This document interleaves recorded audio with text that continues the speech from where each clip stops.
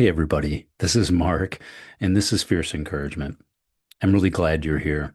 A quick check-in before we start. If you're new here, or if you've been listening for a little while, this is just a reminder. I created this podcast because I really struggle with sour and difficult self-talk and self-image, even having imposter syndrome oftentimes, even when creating this. And I just wanted to create something to share tools and stories and ways that you can encourage yourself and know that you're not alone when you have that sour self-talk. So I really appreciate you being here and sharing your time with me. Another quick check-in kind of before we start. It's been quite the week here in my hometown. The severe storms have been rolling through the last 2 or 3 days, and our power went out at the house.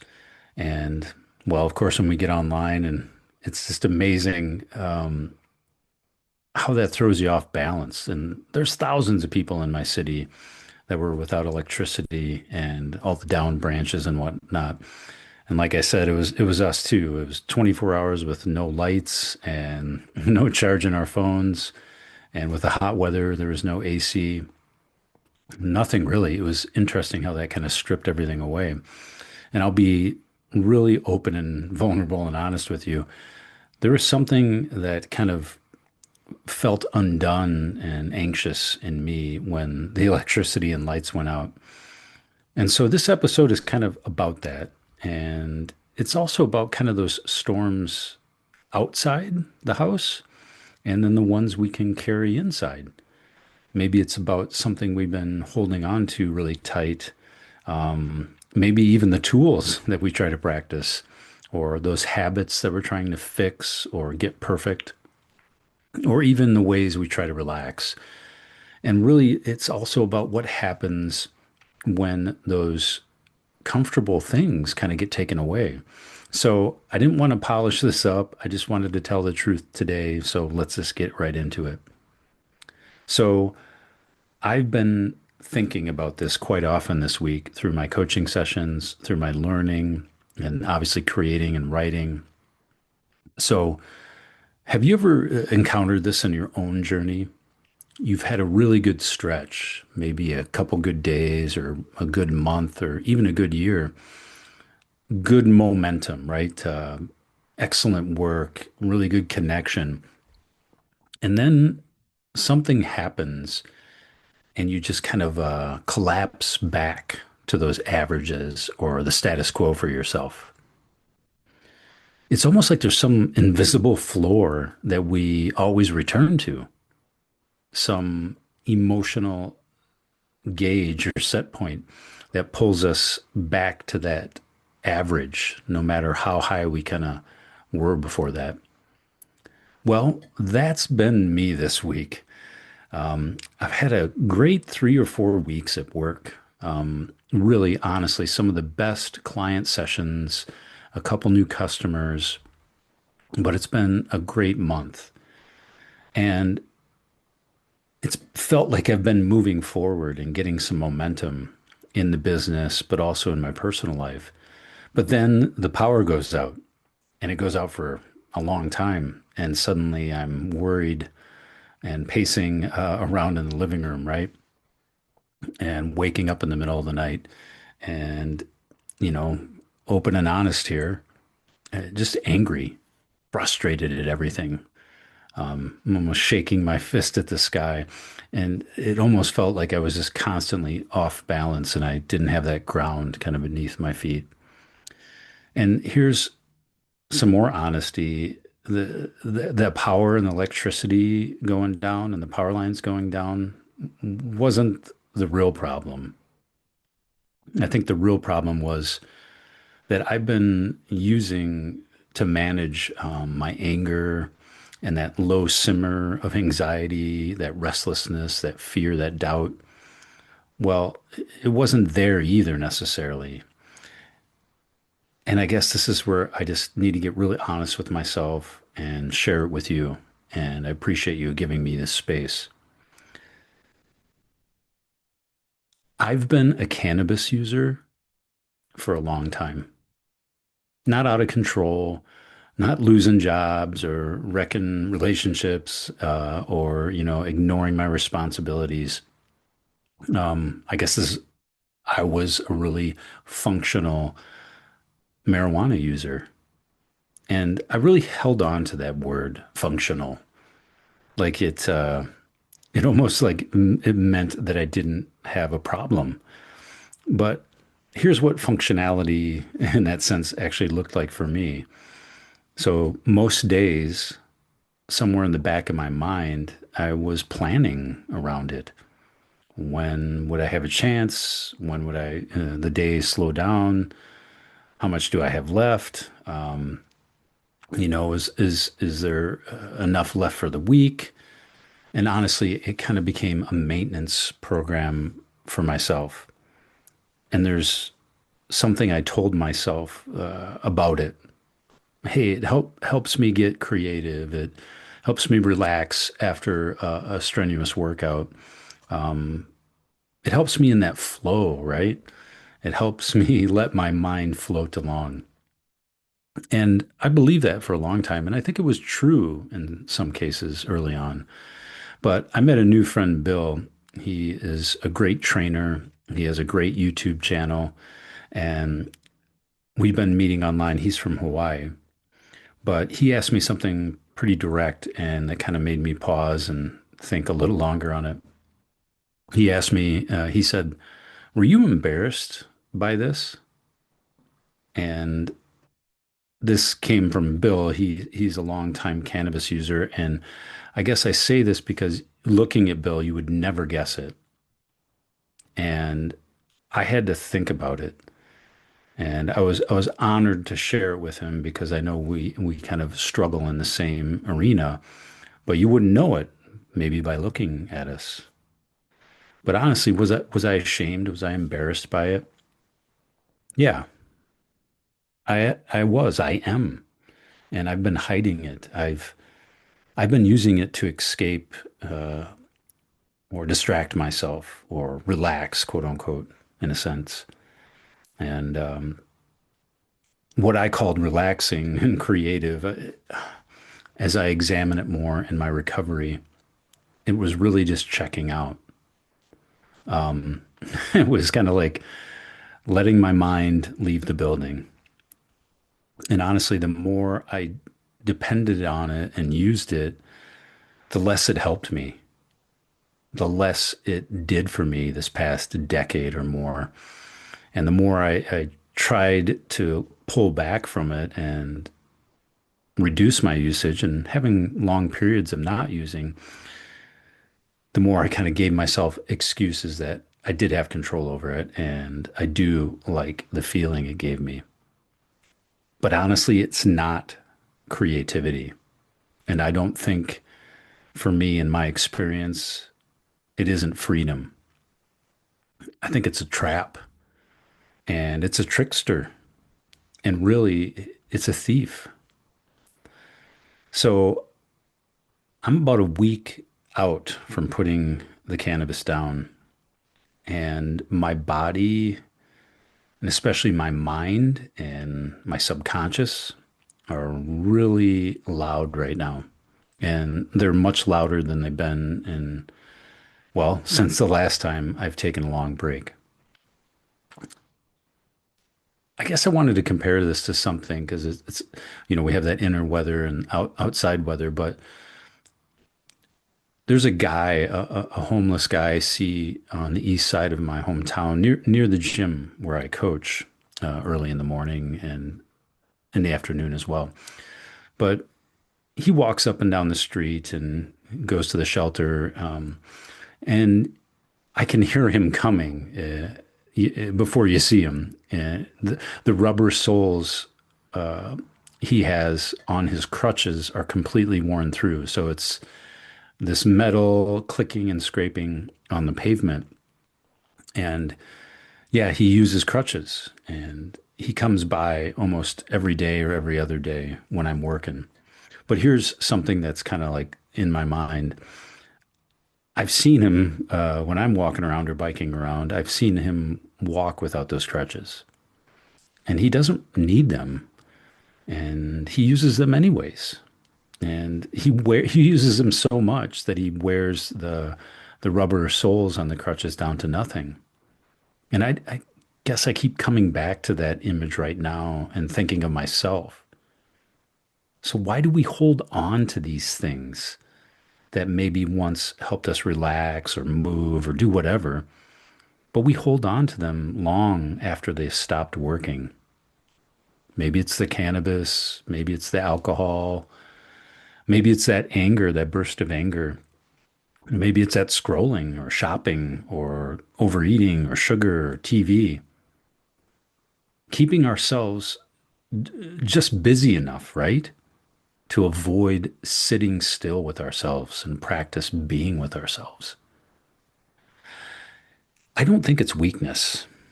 And I really don't think it's about like powering through with our mind either, pushing through that, using willpower, right? Overcoming those quote unquote bad habits. I think it, at least for me, it's more about fear. Fear of what it would feel like without the crutch. And fear to feel and to be 100% present and consistent with that person that's underneath, with that mind and that energy that's underneath, that raw, unmedicated, unescaped version of yourself. And it might be sad. It might be angry. It might be restless. It might be too much, or it might be not enough. So we, or me, we keep putting those crutches under our arms and keep clicking along down the sidewalk. And in the process, we wear our soul or our rubber soles down to nothing. So this morning, my mind has been active and busy and catching up on dreams. Well, I couldn't sleep after a couple fitful, wild, heavy dreams. The the ones that kind of leave that emotional residue. In one of the dreams, I was driving really fast on a dark interstate with no lights, and I felt this fear. And then I saw these cars everywhere, and like there was something apocalyptic about it, but these cars were buried in mud. I was driving over the top of them, and honestly, when I woke up after that dream, I felt like that anxiousness or that like what the heck was that sitting on my chest. And I imagine you know what I mean. Maybe that feeling stays with you even after you open your eyes and kind of carries through your whole day. So, anyways, I got up really early and went for a long walk, a very long one. And I left the phone, the podcast, the music at home. And I knew some movement would help me. And I thought that maybe the darkness and the quiet and just putting one foot in front of the other, that would help settle something in me down.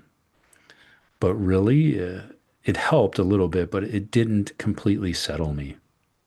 What it actually was, it was like an hour of me watching my mind attack me on this walk.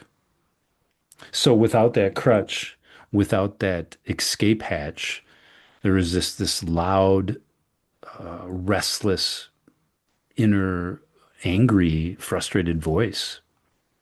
And for me, it's the one that's like, hey, you should be further along. You should figure this out by now. You shouldn't be in debt. Good God, you're getting deep into your 50s, and this is still here with you. And honestly, it was a deep sadness. It was a real sadness. And I guess I want to share something about that because I think some of you might know exactly what I'm talking about, this emotion. But my walk, my early morning walk, wasn't a failure. I think it was my work. It was uncomfortable as hell, and it was really unglamorous, and nobody really sees that kind of work of just surviving the weather inside your own head, not swimming hard, not making progress, not being fierce with your encouragement, but maybe just keeping your face and your nose above the surface. treading water, right? And some days, I think for all of us, that can be the whole job. And I just want to honor that. That is enough. So, some new friends that I have, I mentioned Bill at the top and, has a workout YouTube channel. I'll share a link in the show notes if you're interested in connecting with Bill. But Bill has been really open and vulnerable with me, and you wouldn't think that he would have any problems, but just an amazing guy. And he's been working on his sobriety from cannabis for a couple months, and he had decades of usage before that. But anyways, when we connected on a call and we talked it all out, that shame I was talking about before, the embarrassment, the planning to quit, the planning, to reduce your usage, even our kind of like own internal maintenance programs, our months of sobriety, but then returning to it. It really feels impossible in a sense to imagine stopping. But Bill was so kind. He didn't give me a lecture or a speech or any advice, and he didn't want to hand me anything. He just said this to me the other day. Hey, just put it down for today. You don't have to think about a year of sobriety or a decade of sobriety.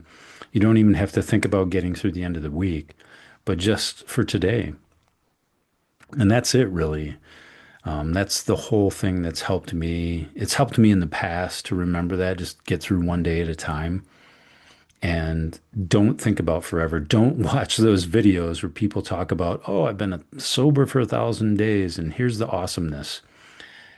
We don't need to make those grand declarations and publicize them. We don't need to build up a brand new identity and make it all shiny, but just get through today. And I think there's something in that for all of us, especially people that aren't in recovery, right? We all have a version of that crutch that we might have in our life.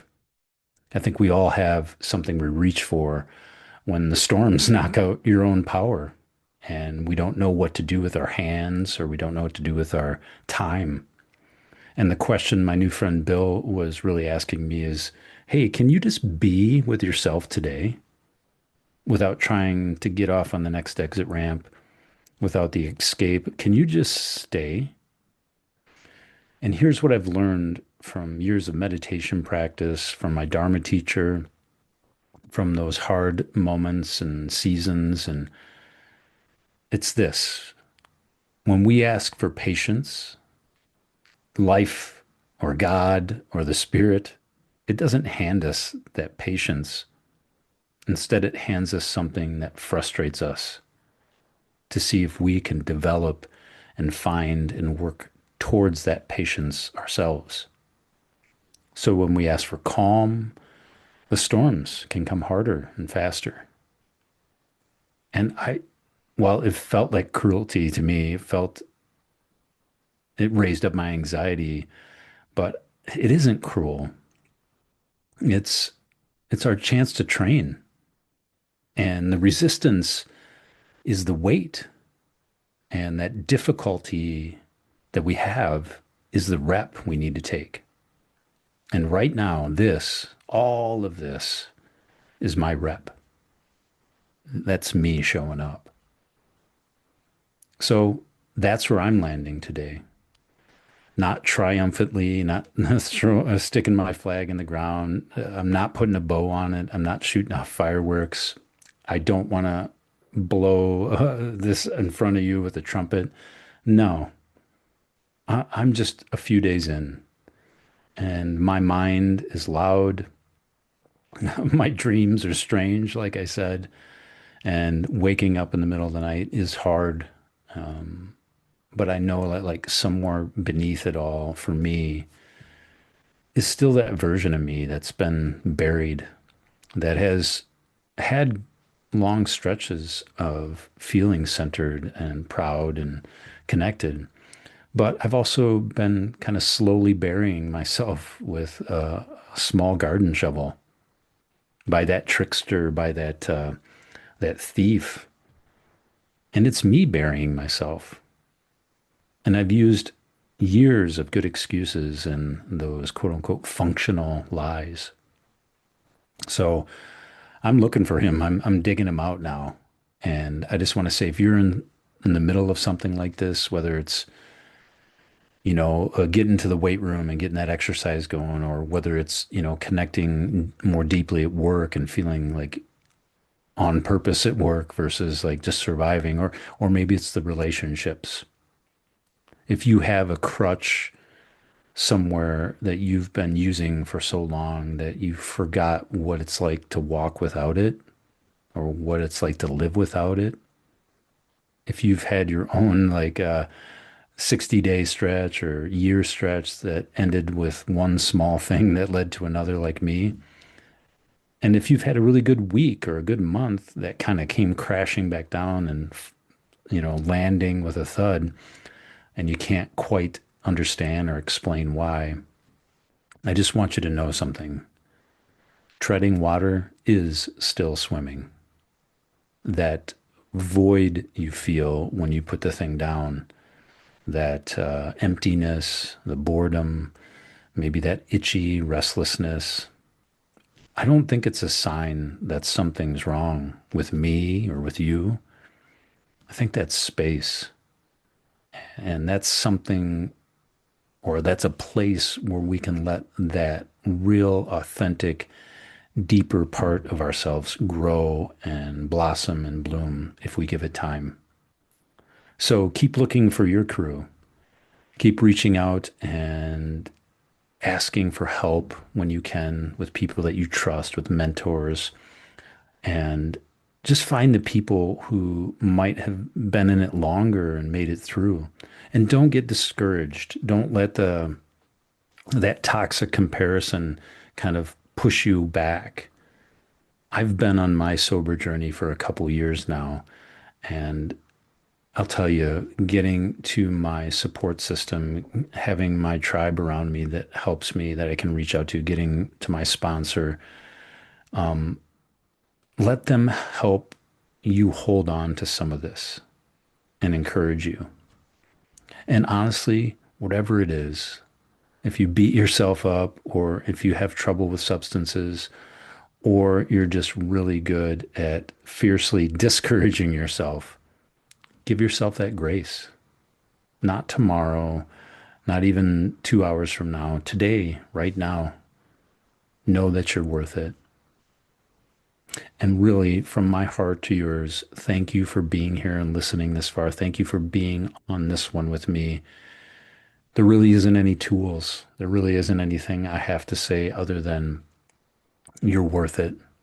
And I'm not sure if you can tell or not, but this is not an easy episode for me to make.